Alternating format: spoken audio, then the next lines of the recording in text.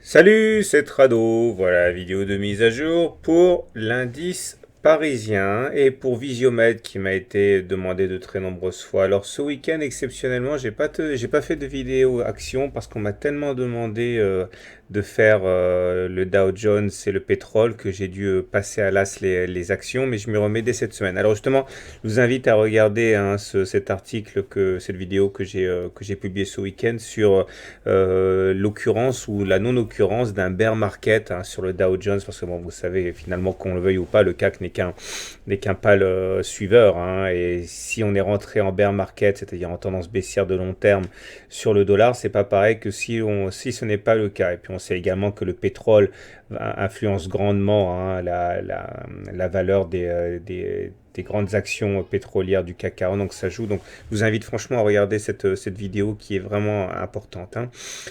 Alors, revenons maintenant à l'analyse de vendredi. Je suis content de mettre fin à une série quand même de difficultés dans mon analyse, parce que c'est vrai que même si ça fait 3 semaines ou même 2 semaines que je suis baissier, je m'attendais à avoir un répit. Enfin, vous savez, vous avez suivi ça de près. Et là, je disais ah oui, alors c'est là.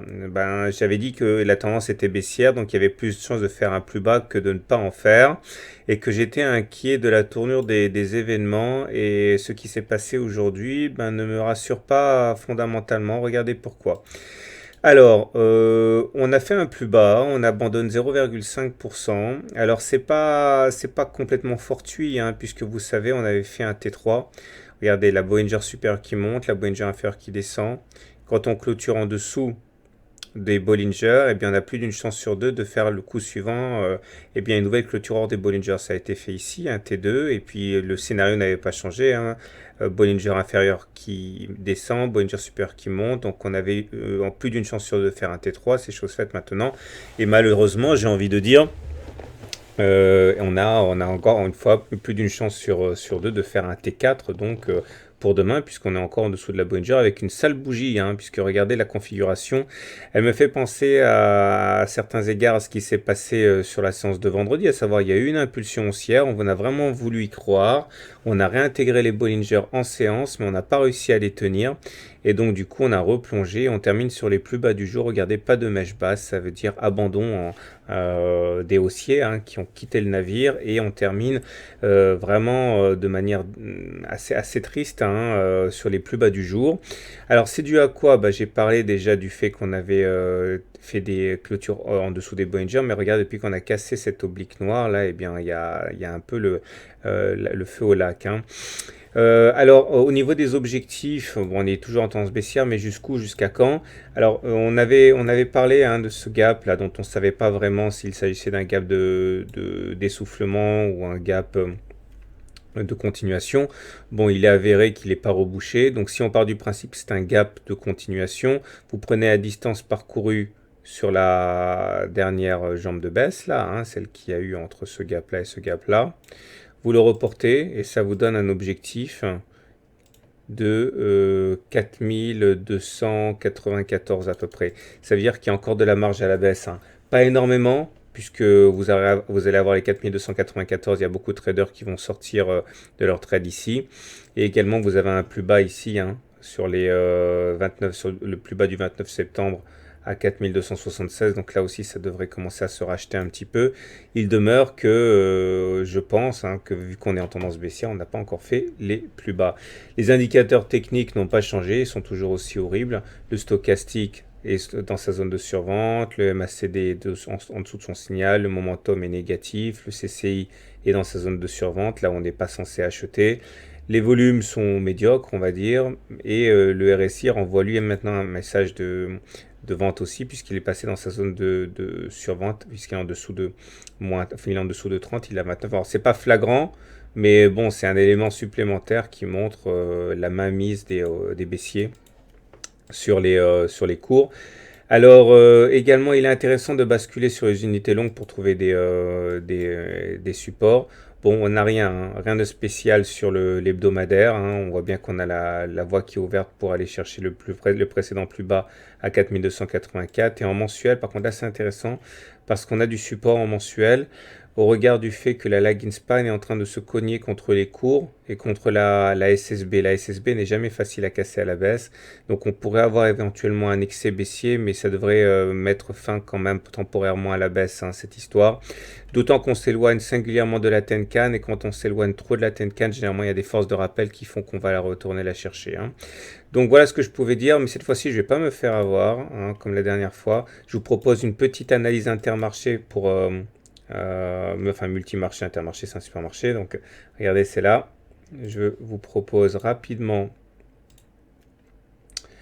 ceci. Donc on voit là j'ai le CAC, là j'ai le DAX et là j'ai l'Eurostoxx. Et on voit que sur tous les graphes, on a le même signal qui confirme en fait, hein, le fait qu'on soit en situation sous les Bollinger, hein. Regardez, T1, T2, T3 pour le DAX, T1, T2, T3 pour l'Eurostoxx. Et pour l'instant, à l'heure où je parle, sur le SP500, on est également en T1, T2, T3, T4. Alors, je ne sais pas, on va voir, peut-être qu'on va rebondir en fin de séance sur l'Eurostoxx 50, ce qui nous permettrait de limiter la casse, mais il demeure que même si on devait finir pas trop mal la séance, il y a de fortes chances qu'on inscrive quand même à un moment ou à un autre un plus bas pour aller chercher les objectifs que j'ai mentionnés. Voilà, place. Alors, comme annoncé, voilà l'analyse de Neovac, que les choses se sont singulièrement compliquées, hein, depuis quelques séances, puisqu'on est passé en l'espace de quelques séances de cotation de 1,40 à 1,07, donc une baisse vraiment très significative. Et il est important de savoir ce à quoi on peut s'attendre et si la baisse est terminée. Mais avant de commencer, je fais comme d'habitude ma présentation de la manière dont il faut prendre cette analyse, hein. Il s'agit d'une analyse qui est purement technique, qui ne sert qu'à optimiser les points d'entrée et les points de sortie. L'important, c'est d'avoir une opinion haussière ou baissière sur Neovax, de voir la valeur que vous lui donnez au regard de ses fondamentaux, et d'avoir donc du coup une position plutôt à l'achat ou à la vente. Et l'analyse technique doit être utilisée uniquement après pour optimiser les points d'entrée et de sortie pour être le plus pertinent possible. Alors on va commencer par une analyse hebdomadaire. Chaque bougie correspond ici à une semaine de cotation. Alors comme vous pouvez le voir, les choses sont en amélioration. Alors globalement, la courbe rose que vous voyez là, ça s'appelle la moyenne mobile à 30 semaines. Et elle joue un rôle un petit peu de juge de paix, hein. Quand on est au-dessus, on est plutôt en tendance haussière. Quand on passe en dessous, on est en tendance baissière. Et regardez, on n'avait pas réussi à passer au-dessus depuis décembre 2014. Les dernières attaques ont échoué, c'était ici ou encore là, ou là et là. Et là, depuis finalement la semaine du 21 décembre, on est passé au-dessus.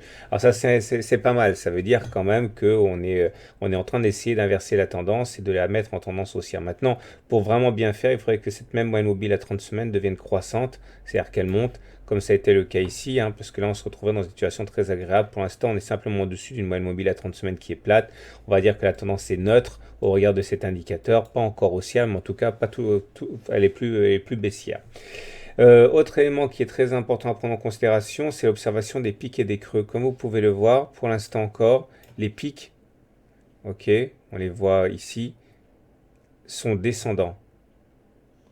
Et les creux sont descendants aussi. Alors ça, au regard de la théorie d'eau, ça veut dire qu'on est en tendance baissière encore. Donc vous voyez, rien n'est fait. Troisième élément à prendre en considération sont les Bollinger. Regardez, on a fait une clôture au-dessus des Bollinger. Ici, la Bollinger, c'est la courbe qui monte là. Et ça, c'est la Bollinger supérieure, ça, c'est la Bollinger inférieure.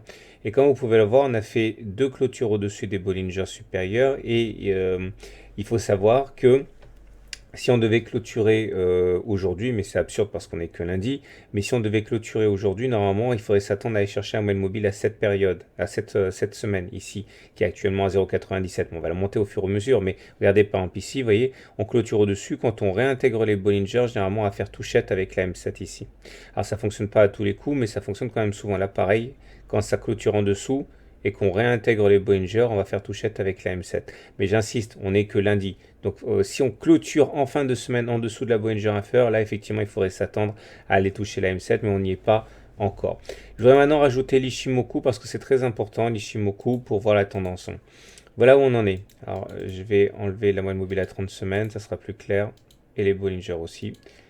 Voilà. Alors ce qu'il faut comprendre avec avec l'Ishimoku, c'est voilà, c'est que on est en dessous du nuage. Cette zone verte là que vous voyez, ça s'appelle le nuage. Quand on bascule en dessous du nuage, on bascule en tendance baissière et on est en situation de vulnérabilité par rapport aux attaques baissières. Inversement, quand on passe au-dessus du nuage, on est en tendance haussière. Là, force est de constater qu'on a du mal à repasser au-dessus du nuage. On a réussi à remonter assez facilement. On a réussi à... Attendez, je vais enlever ça aussi, on n'en a pas besoin. On a réussi à passer au-dessus de la courbe marron, on a réussi à passer au-dessus de la courbe verte, c'est-à-dire la Tenkan et la Kijun, mais on s'est pris de plein fouet, justement, le nuage. Si on arrivait à réintégrer le nuage, à passer au-dessus du nuage et à clôturer significativement dessus, on basculerait en tendance neutre au regard du système Ishimoku. Ça serait quand même pas mal parce que pour l'instant, mine de rien, on est toujours soumis à l'influence d'une tendance baissière puisqu'on est en dessous du nuage. Alors, une bougie ne suffit pas, il faut vraiment une bougie de confirmation. Si on arrivait à se mettre dedans, ça serait vraiment bien. Donc l'idéal, ce serait en fin de semaine de clôturer au-dessus de 1,22. En support, on a la Tenkan et la Kijun là. Ok, ça peut nous donner du réconfort. En cas d'attaque baissière, on pourrait effectivement sur les 1,02 avoir du support. Mais pour l'instant, vous comprenez la difficulté. Pour basculer en tendance carrément haussière au regard du système Ishimoku, il faudrait aller tourner comme ça et puis aller sortir du nuage. Alors je ne sais pas à quel moment ça se passerait. Ça pourrait se passer là vers les 1,7, voire carrément vers là, vers les 2,3. Ça semble plus difficile, mais il faudrait sortir du nuage pour se retrouver dans une situation similaire à celle-là, vous voyez. Voilà ce qu'on pouvait dire. Donc ça c'est pour l'hebdomadaire. En journalier pour être complet. Voilà où on en est. Vous prenez le point le plus bas de la jambe de hausse, là, et vous prenez le point le plus haut, ça vous donne les retracements de Fibonacci. Et vous voyez, on a tendance effectivement à considérer chacun de ces niveaux comme à la fois un objectif et comme un support. Là, on a réussi à rebondir, on est allé chercher 23,6% de Fibonacci, une fois, deux fois, mais une fois qu'on l'a eu cassé aujourd'hui notamment, eh bien, on est allé chercher le niveau suivant, à savoir 38,2%. Et là, une fois comme ça a cassé aujourd'hui avec la baisse de 13,7%, il y a de fortes chances pour qu'on aille chercher la Kijun demain ou après-demain, enfin dans les jours qui suivent, il y a de fortes chances pour qu'on aille chercher les 1,05. Et ça, c'est un support, c'est la Kijun. Hein.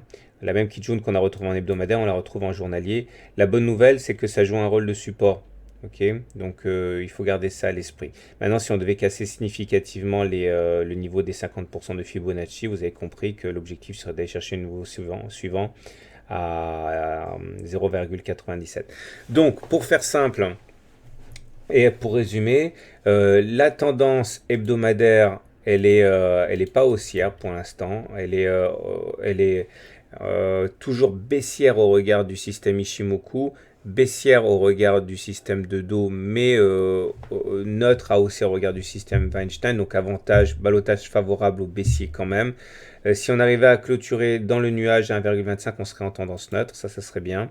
Et en journalier, malheureusement, je pense qu'un contact avec les 1,05 est dans les tuyaux. Hein. Il faut espérer ne pas casser significativement les 1,05 parce que sinon on irait chercher les 0,97.